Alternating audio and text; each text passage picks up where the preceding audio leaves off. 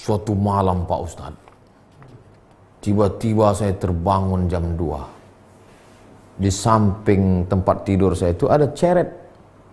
Mau saya tuangkan air, gak keluar Pak Ustadz. Rupanya malam Lailatul Qadar membeku air malam itu. Gak keluar Pak Ustadz, beku. Situlah saya dapat Lailatul Qadar. Tak berapa lama WA istrinya. Jam 1 tuh kuletak aku membersihkan kulkas. Letakkan es batu dalam ceret abang tu. Beku lah ya.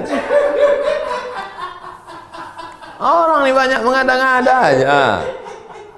Mengaku berjumpa Nabi Khaidir, mengaku itu ini. Itu sebetulnya dibalik itu semua untuk merenung dalam hati, apakah kau makin khusyuk, kau makin takut, kau makin wara, kau makin zuhud, atau kau jadi tukang cerita kemana kemari, udah cerita. Perhatikan baik-baik. Perhatikan baik-baik.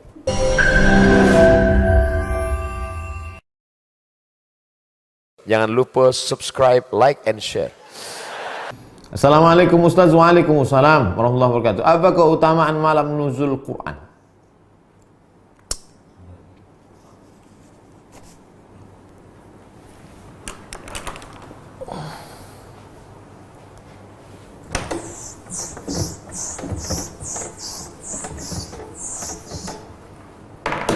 Inna anzalnahu fi lailatul qadr.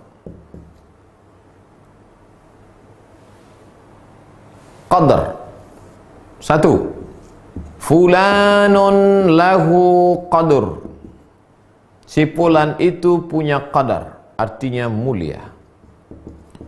Kalau nampak kita raja, fulanun lahu qadrun, itu orang mulia. Maka malam Lailatul Qadar artinya malam yang memiliki kemuliaan. 2. Yufraqu fihi kullu amrin hakim.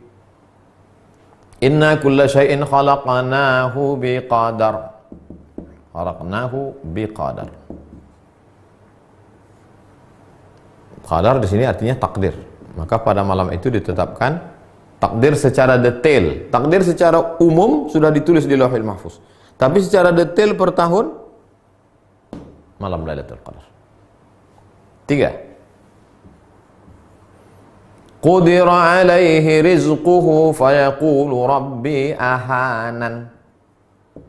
Qudira alaihi rizquhu. Siapa yang disempitkan rezekinya. Jadi malam Lailatul Qadar disebut dengan malam sempit. Kenapa disebut malam Qadar itu malam sempit? Kalaulah malaikat itu berbentuk fisik, turun semua malaikat malam itu, dunia ini sempit. Syukurnya malaikat itu berbentuk nur, cahaya.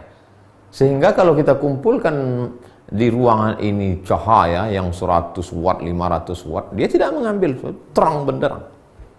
Itulah maka ketika pagi, salamun hiya hatta matla'il fajr, sampai terbit fajar. Fajar itu maksudnya azan subuh. Habis azan subuh habis, terbit matahari, redup. Kenapa matahari redup? Karena cahaya malaikat yang naik.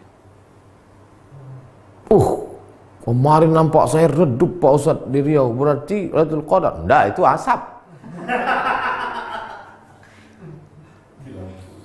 Nah, 3. 4. Kata Nabi SAW, dulu ada orang zaman Bani Israel, zaman Nabi Musa alaihissalam, 4 orang. Malamnya qiyamul lail beribadah kepada Allah, siangnya jihad fisabilillah. Malamnya tak pernah tidur beribadah kepada Allah, siangnya jihad fisabilillah. 80 tahun tidak pernah buat dosa tarfata ainin, walaupun sekedip mata, tak pernah buat maksiat. Mendengar cerita itu, sahabat semuanya menunduk, lesu. Kenapa lesu? 80 tahun tak pernah buat dosa, ibadahnya malam qiyamul lail, siang jihad. Kita umur tak sampai 80, malam tidur, siang pun tidur juga. Maka menengok sahabat lesu sedih itu, turunlah ayat Inna anzalnahu fi lailatul qadar. Kami turunkan Lailatul Qadar.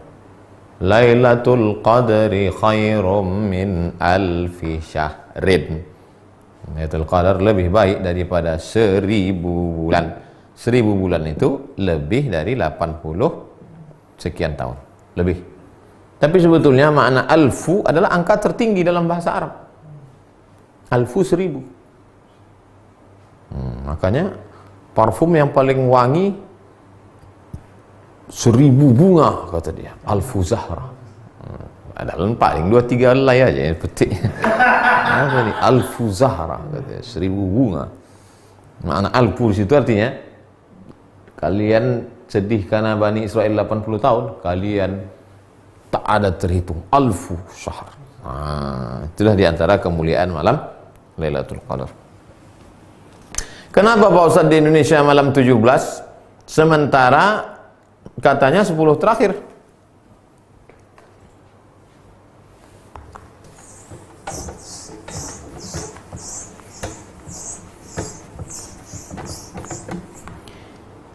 Inna anzalnahu fi lailatin mubarakah. Kami turunkan Al-Quran itu pada suatu malam yang penuh berkah. 2. Inna anzalnahu fi lailatul qadr. Kami turunkan pada malam qadar. Satu malam itu berapa? Satu tahun itu berapa malam? 360 malam. Malam yang mana? Diperkecil lagi. 360 malam. Diperkecil lagi.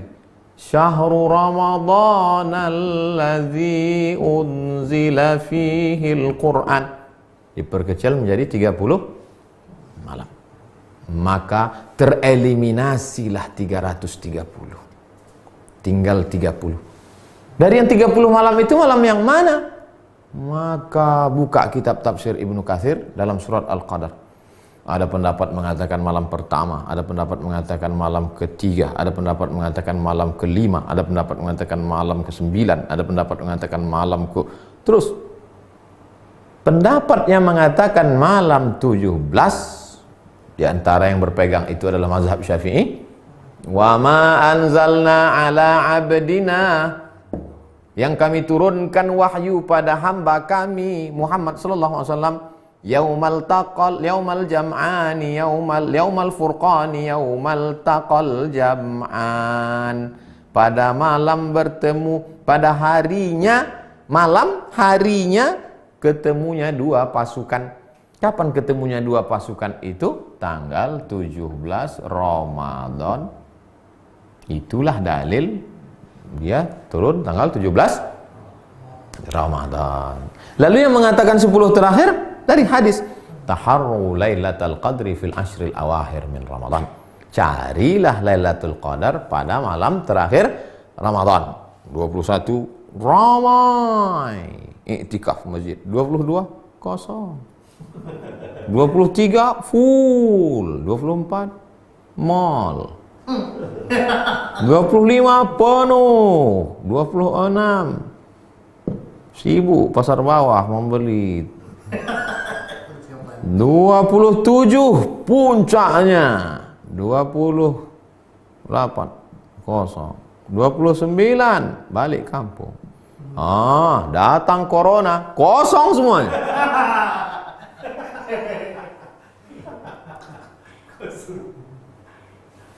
Lalu kemudian diperkecil lagi menjadi 10 berdasarkan kata Nabi. Karena Rasulullah SAW pada Nabi SAW pada malam 10 terakhir Ramadan, aiqadha ahlahu, dibangunkannya istrinya, syadda mi'zarahu, ikat sarungnya, maksudnya dia balik lebih banyak beribadah, iktikaf. Itulah dalil yang mengkhususkan 10 terakhir. Malam 27 hadis Nabi. Tapi ini semuanya adalah prediksi. Buka tafsir Al-Kabir Imam Fakhruddin Ar-Razi, tafsir Ar-Razi, Mafatihul Ghaib, kunci-kunci ghaib, pada ayat surat Al-Qadar. Di penutup itu dia sebutkan, Allah tidak sebutkan siapa yang dapat taubat nasuhah. Allah tidak sebutkan siapa yang dapat haji mabrur. Allah tak sebutkan siapa yang dapat solat wusta. Allah tak sebutkan siapa yang dapat Lailatul Qadar. Supaya apa? Supaya kita tetap senantiasa berharap. Berharap itu bahasa Arabnya ar-raja. Ar-raja adalah salah satu stasiun mendekatkan diri kepada Allah Subhanahu wa ta'ala. Bayangkan kalau ditetapkan waktunya. Lailatul Qadar itu adalah malam 11. Maka malam 11 itu ajalah orang ramai. Malam lain kosong. Atau ada satu orang yang dapat ilham malam-malam. Kau sudah dapat Lailatul Qadar. Sampai mati tak ke masjid lagi. Pak Haji tak ke masjid. Udah dapat Lailatul Qadar dah. Jadi apa rahasia dibalik disembunyikan Lailatul Qadar? Supaya kita hidupkan malam dari malam 1 sampai malam 30. Malam ini malam yang ke 15. Malam Jumat. Belum ada meteor meletup lagi. Isi aja malam 16, besok malam 16, malam 17, malam 18 sampai ke malam 30. Mudah-mudahan kita termasuk yang mendapat Lailatul Qadar. Setelah mengalami Lailatul Qadar itu memangnya apa? Apakah setelah dapat Lailatul Qadar jadi orang tukang cerita di warung kopi? Tukang update status sudah dapat Qadar? Atau makin takut pada Allah? Atau makin ingat mati? Atau makin khusyuk ibadah? Coba renungkan. Suatu malam Pak Ustadz, tiba-tiba saya terbangun jam 2. Di samping tempat tidur saya itu ada ceret. Mau saya tuangkan air, gak keluar Pak Ustadz. Rupanya malam Lailatul Qadar membeku air malam itu. Gak keluar Pak Ustadz, beku. Situlah saya dapat Lailatul Qadar. Tak berapa lama WA istrinya. Jam 1 tuh kuletak aku membersihkan kulkas. Letakkan es batu dalam ceret abang tuh. Beku lah ya. Orang ini banyak mengada-ngada aja. Mengaku berjumpa Nabi Khaidir, mengaku itu ini. Itu sebetulnya dibalik itu semua untuk merenung dalam hati, apakah kau makin khusyuk, kau makin takut, kau makin wara, kau makin zuhud, atau kau jadi tukang cerita kemana kemari, udah cerita. Perhatikan baik-baik. Perhatikan baik-baik. Kita udah 42 stasiun ini. Tanggung ini. Ustadz, saya ada kebiasaan setiap berangkat dan pulang kerja selalu mencium istri saya. Apakah boleh hal seperti itu dilakukan saat Ramadan? Orang yang mengatakan boleh mencium istri, dalilnya adalah hadis riwayat Aisyah, wa kana Rasulullah SAW qabbala. Nabi mencium Aisyah bulan puasa. Ulama yang mengatakan tidak, dia Nabi boleh, karena Nabi bisa mengontrol hawa nafsunya. Kau tak terkontrol, takut dia lepas. Apalagi akad nikahnya baru kemarin 1 Ramadan. Berapa banyak orang tak bisa menahan hawa nafsu, melakukan hubungan pada siang Ramadan itu, berpuasa 2 bulan berturut-turut, bukan tahun tanggung. Yang jalan tengah, kalau dia bisa menjaga hanya sekedar kasih sayang, boleh. Tapi kalau yang tak bisa, maka dia jaga dirinya. Itu tentang mencium istri pada bulan Ramadan. 3. Orang tua saya sudah tak kuat puasa karena sudah tua, sementara keluarga kami kurang mampu. Bagaimana agar bapak saya tak dapat puasa? Bagaimana agar bapak saya tidak dapat dosa karena meninggalkan puasa? Kata kuncinya membayar fidyah.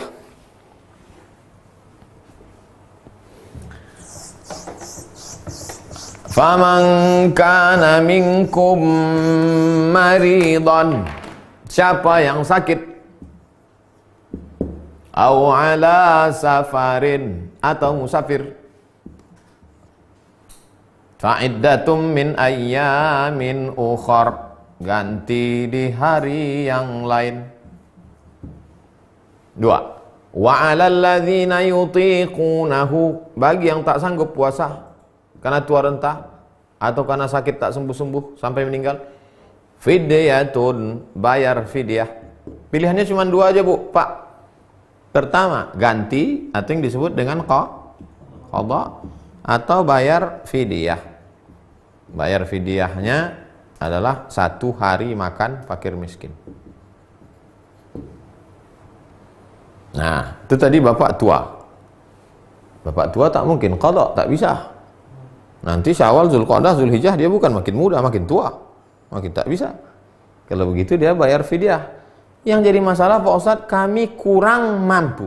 Nah, kurang mampu kalau begitu, anak-anaknya ini masuk kategori mana? Apakah anaknya ini masuk fakir? Tidak. Karena di situ mampu dia, cuman kurang mampu. Kalau begitu miskin. Apakah kami miskin Pak Ustadz? Berapa standar hidup? Ma'ruf, urf. Tak sama standar hidup di Papua dengan di Sumatera. Sumatera pun tak sama antara Lampung dengan Riau. Seandainya Pekanbaru standar hidup, misal, sekarang berapa upah minimum regional? 2.750.000. Sementara anak si bapak ini hanya gajinya sebulan ambil upah 1 juta. Maka kalian tidak wajib membayar fidyah. Malah kalianlah yang menerima zakat fitrah. Sampai kapan nih Pak Ustadz? Sekarang kau cuma dapat gaji 1 juta. Ya, maka kau tak bayar fidyah bapakmu, malah kaulah yang menerima zakat fitrah.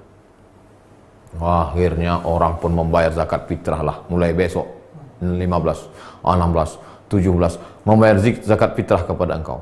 Pas hari Kamis, tanggal 23 nanti hari apa? 23 Mei.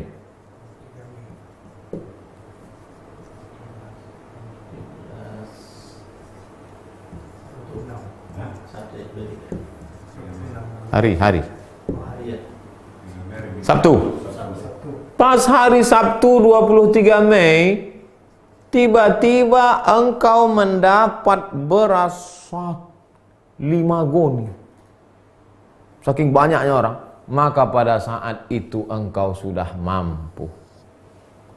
Maka bayarkanlah fidyah. Kesimpulannya, keywordnya, kata kuncinya adalah pada mampu tak mampu. Kalau kau tak mampu sampai Idul Fitri, berarti kau tak mampu. Tapi rupanya dibukakan Allah rezekimu, berduyun-duyun orang datang, dapat dari RT, dapat dari Bank Riau Kepri, dapat PSBB, dapat Al-Azhar Syifa Budi, dapat, wah, bertumpuk Ustaz. Bayarkanlah, jangan pula nanti kami masih susah. Susah betul baru tahu. Jelas itu Pak, Bu. Terakhir, Ibu Aisyah. Jika ada seorang perempuan dipinang oleh lelaki masih awam, belum terlalu mengenal agama, masih dalam perjalanan hijrah, bagaimana pendapat Ustadz?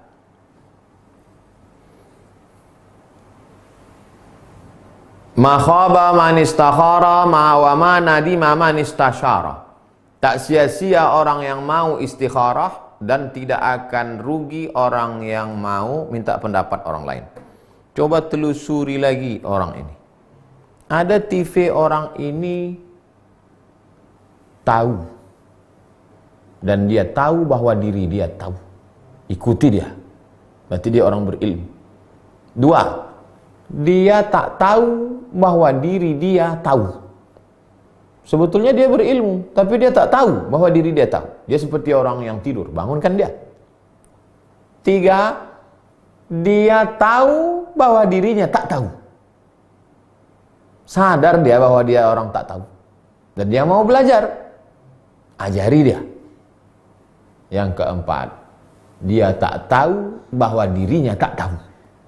Rajulun la yadri annahu la yadri. Kalau dia masuk tipe yang 4, baguslah kau cari laki-laki lain. Telusuri dia baik-baik. Mudah-mudahan dia termasuk salah satu dari yang 3 tadi. Kalau dia nampaknya tak tahu, dan dia sadar dirinya tak tahu, dan dia ingin mencari tahu, insya Allah beruntung. Sifat laki-laki yang dipinang yang diterima pinangannya? Dua. Idza ja'akum man tardawna dinahu, agamanya kau suka, taat dia. Wa khuluquhu, baik akhlaknya. Baik akhlak tak cukup hanya ketika dia datang. Waktu datang tangannya begini. Kok ditengok dari gayanya, lalat pun tak mati dipukulnya.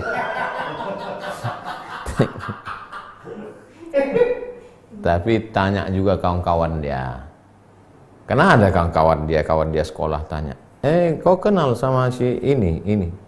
Yang FB-nya itu, di update-nya itu ceramah Ustaz Somad aja terus. Oh itu memang baik itu, baik bukan main baik. Kalau sama itu terimalah katanya. Mudah-mudahan dipertemukan Allah. Terima kasih jamaah yang dimuliakan Allah.